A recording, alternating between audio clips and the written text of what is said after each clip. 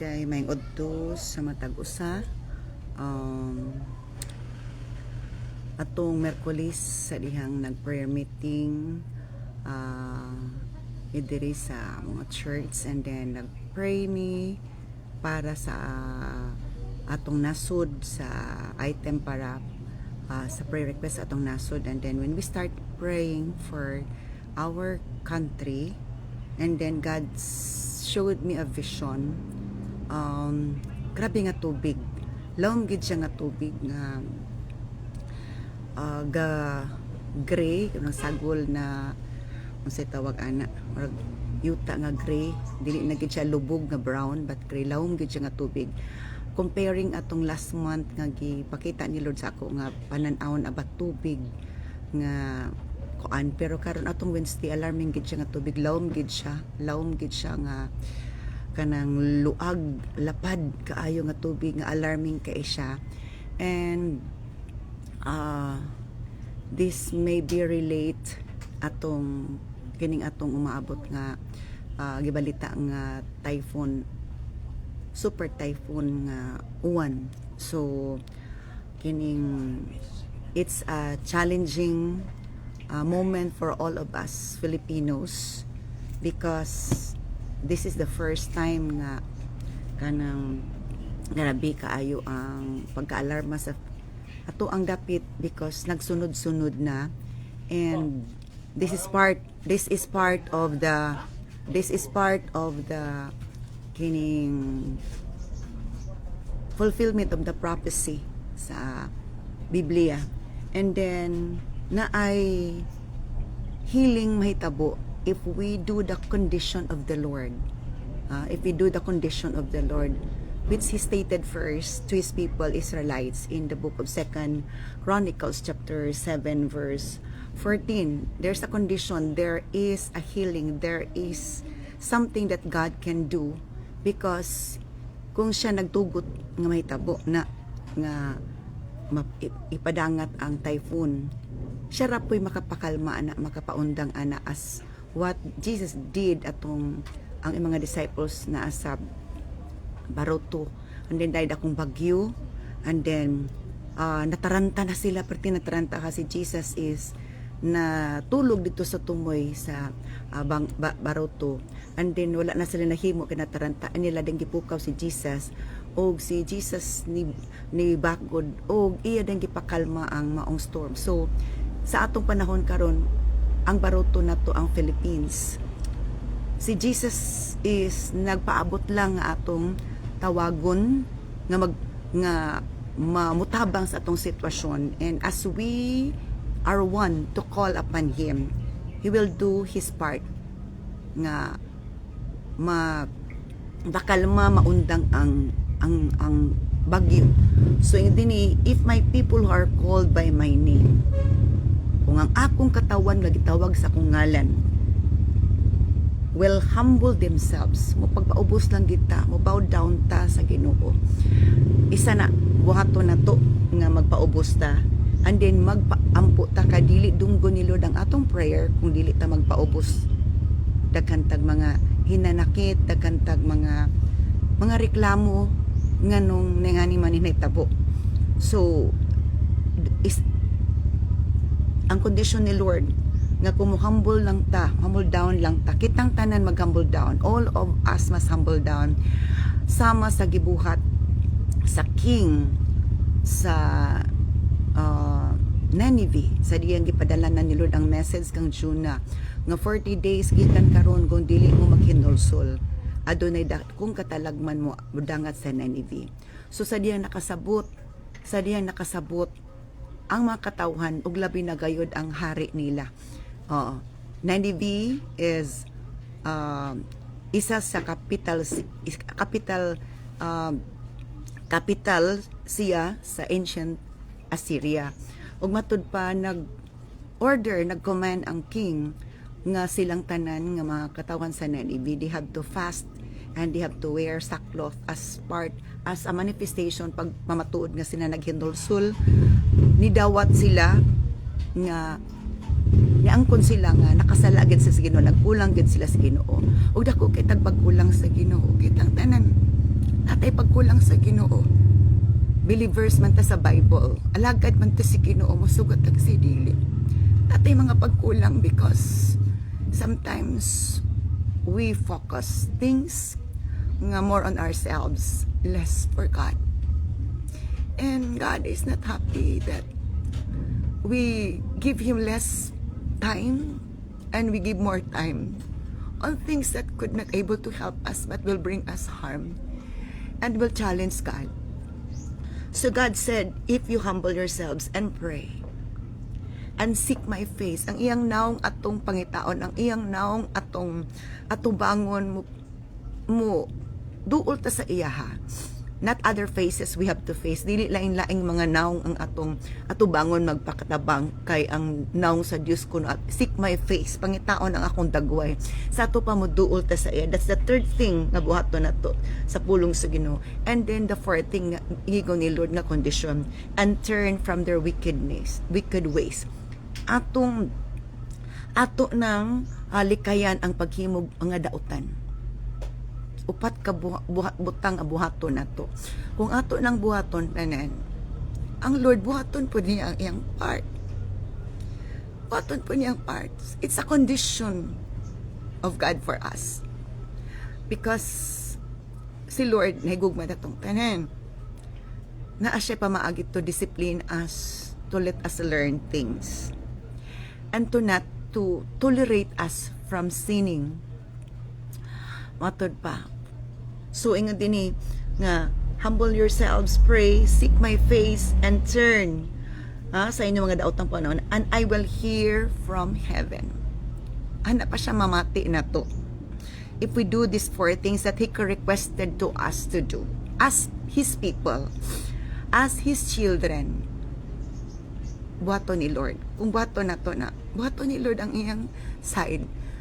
Dali ragid niya pakalmahon ang tanan nga iyang gitugot, bisan ang bagyo, bisan sa Bible naingon na jud gipakalma lang ni Jesus ang dako nga storm, grabe nga storm during sa time sa mga disciples ni Jesus.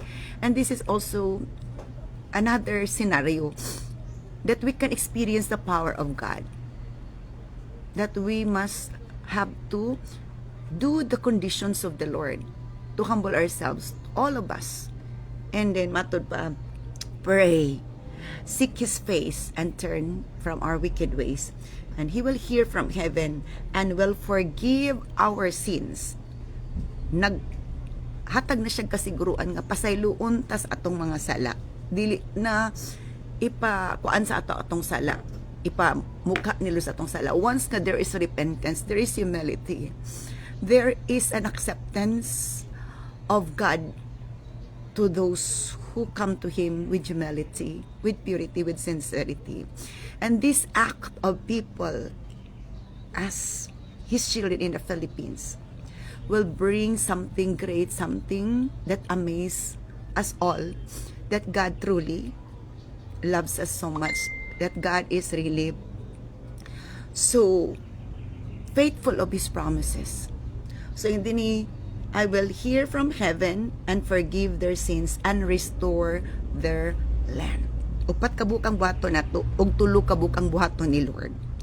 Ang upat ka kondisyon, balik ko nako, mo pag-ubos ta humble ourselves.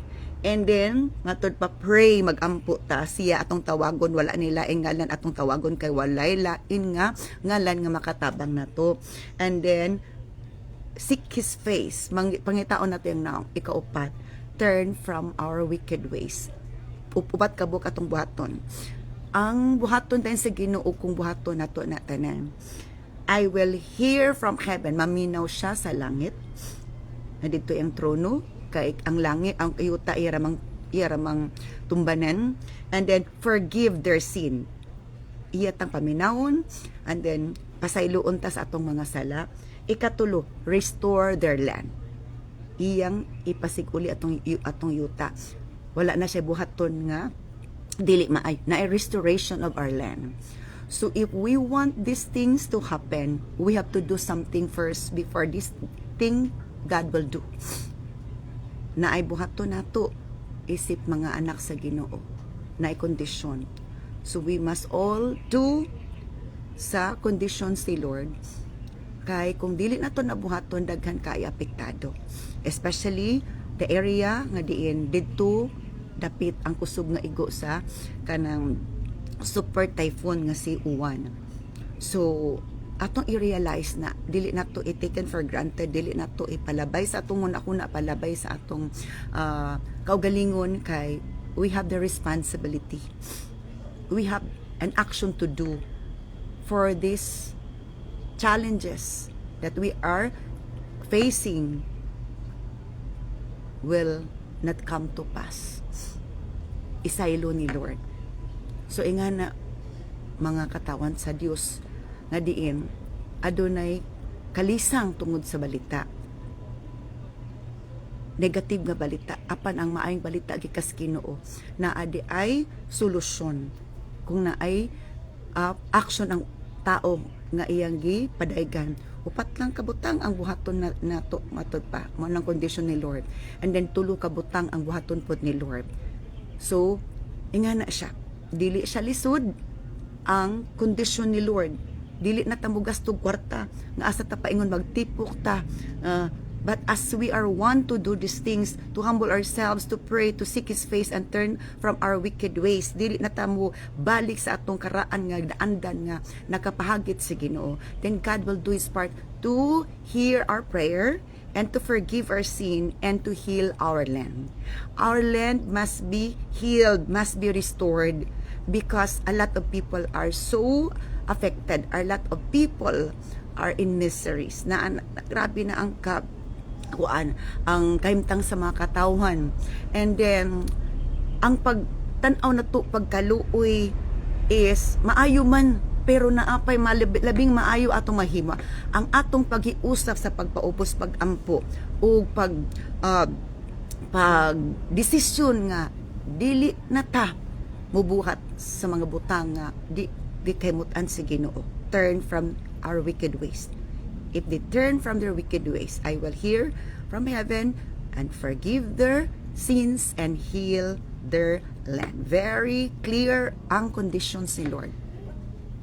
So naasa ato because ang Dios isa lang kasugo niya, pwede niyang mutuman, pwedeng tumanon ang iyang sugo, because He is the commanding officer in all His creations. Dali ra siya mo command. Gani pagpikas sa dagat, dali ra, wala naging nga pila pa ka oras, wala nga pila pa ka oras ana napikas ang dagat, kay nga na kalisod, inga na si Lord kamilagroso. Dali ra pag extend, pag stretch forth, pag bakyaw ni Moses sa iyang rod or sa iyang tungkod, automatic na pikas ang dagat. So when there is obedience of God's command and God's condition, there is an amazing way that God will do. It's up for us to act on it so that God will also do His portion to do His part. Nga na siya maigsuon. Nga mito na to ang social media, nga si Lord mag-glorify. Do not be conformed to this world by doing something that will not please Him, that will displease Him, and that will cause Him to bring disasters, because na-provoke si Lord, naulit si Lord, naslagot si Lord, because we are doing something not good. It will just please to ourselves, it will satisfy to our flesh or sa badiha, but it will not bring glorification sa Ginoo. So inga na, let's wake up this time and pray, humble ourselves. Gudut-dut na ta sa Ginoo, dili kay pagana-gana lang ta nga mga lagat sa Ginoo. Kung naata sa simbahan, focus ta nga magsimba, magdaig, magampo, nga magpinapapinutli ay ta og kasing-kasig una-una, di kay ipabilin ginato na patay kaligot-gut pagdumot, kay wala gyapon na ayo. Gusto ni Lord makita nga putli hapsay na atong gibati aron nga walay babag sa atong pagduol sa Ginoo. Kinahanglan nga ang bunga sa Espiritu Santo makita nato aron nga kanang paspas ang atong kining pagtubo des pagpangalagad sa Ginoo, ug mulig-on tag-ayo ug makatabang tag-ayo, kay ang lig-on makatabang ayo nga mo agak sa mga huyang. So ayaw tuguti nga diin naa ka sa side, sa huyang nga side, sumahimo tang ligon, ha? Kung kita mudot-dot sa Ginoo. Dili ta mag himuglaka nga ikapakapungot sa Ginoo sa atong kinabuhi. Kinanglan sa atong una sa atong gibuhat, atong giistorya, ang Ginoo mahimuot. Because ginatan-aw lang kita ni Lord. So magampo ta para sa atong nasod. Magampo ta. Matod pa sa pulong sa Ginoo that He missed our tears to cry out before Him. He missed our tears. He missed the crying of our hearts. He missed. I miss my time with you. Muna isa gipakumpos niya kang kining Mickey Mangan sa Because of Times ka ministry. They were able to spend their time sa pag-ampo. And then, I miss my time with you. Ingon si Lord. Iyang gikamingawan ang time nga ginaspend sa mga tao nga mag-ampo, nga madinot-duton, nga naikaw-kaw. Nga na nagigbanding ni Lord. Nga we enjoy the moment with Him. We enjoy the moment to soak with His presence. He missed that time, that moment. Have you not missed it? Wala ba ni mo nakimingawan? Or have you not experienced it? If you have not experienced it, desire to experience it so that you will know what level of intimacy you have with the Lord. And let us pray together. Oh, Father God, please forgive us, your people, your children, your servants, among mga kakulangon di kanimo. We acknowledge, we admit that we miss a lot of things. Nagkulang may kanimo sa dagang mga pagkulang, O Lord. And Lord, we pray that you will forgive us. We are sorry, we are very sorry, O God, for all things that we have done. Among kakulangon di kanimo, Lord. We come to the holy throne of grace, pleading for your holy presence to manifest among us and within us. That you will move mightily upon our lives. That you will give us a humble heart, a seeking spirit of your presence. Hallelujah. I pray a spirit that will intercede, that will cry out before you, O God. Make us all one for this purpose, O Lord God, that you will be honored, you will be glorified in our lives. Because the healing of our land is not a difficult one for you, as we are able to do your conditions, to humble ourselves, to pray, to seek your face, and to turn our wicked ways. If you, hallelujah, have seen us doing these things, O Lord God, you will do also your part to hear us and forgive our sins and heal our land. We admit, Lord, that our land is polluted, defiled by wickedness because of corruption, because of idolatry, because of immorality, because of witchcraft, because of many things, Lord, that did not please you, God. But Lord, you are the God of forgiveness. You are the God of understanding. You are the God of purification. You are the God of sanctification. Hallelujah. Only you could able to do something great, God. Bless us all together. Heal our land, O Lord God. Forgive us all. Forgive your people. Have mercy on us all, especially the people in Luzon, O Lord. The people where the super typhoon, O Lord God, one will fall, God. Hallelujah, hallelujah, hallelujah. Blessed be the name of the Lord. Blessed be the King of Kings and the Lord of Lords. The God who hears, the God who can calm the storm, who can able to stop, O Lord God, things, O Lord God, that are so terrible to come as an expression of your anger, O Lord God. But as you can see your people humbling down before you, you will change your decision, oh Lord God. Hallelujah. Bless us all together. Thank you, God, for thy servants whom you use to remind us all, to remind your people about what you want us all to do. Nga magkinulsul, magpaubos, magbiya sa pagpakasala, maghimog lakang makapaymuot ya kanimo, Lord. Hallelujah. We pray that you will continue, O God, to move in a mighty way, Lord, to let these things that we have seen around nga makapahinuklog sa matag usa nga mo bow down before kanimo, Ginoo. Continue, O God, to open the ears of your people nga makadungog sa mga mensahe makasabot. Bless the understanding, the hearts of your people, that we can able, O Lord God, to do the things that you have commanded us. For you to do also your things, O Lord, the things that you want. Hallelujah. As we do our part, O Lord. Hallelujah. We pray nga ikaw mamukat pag-ayo, O Diyos. Mapalid, O Lord, ang maong storm nga dili maghatag og devastation sa among country, O Lord. That we will be rejoicing for answering our prayers, for hearing our pleas before God. Salamat, Lord. Salamat, Ginoo. Salamat that your throne is always open to acknowledge the prayers of your people, O Lord God. Hallelujah, hallelujah, hallelujah.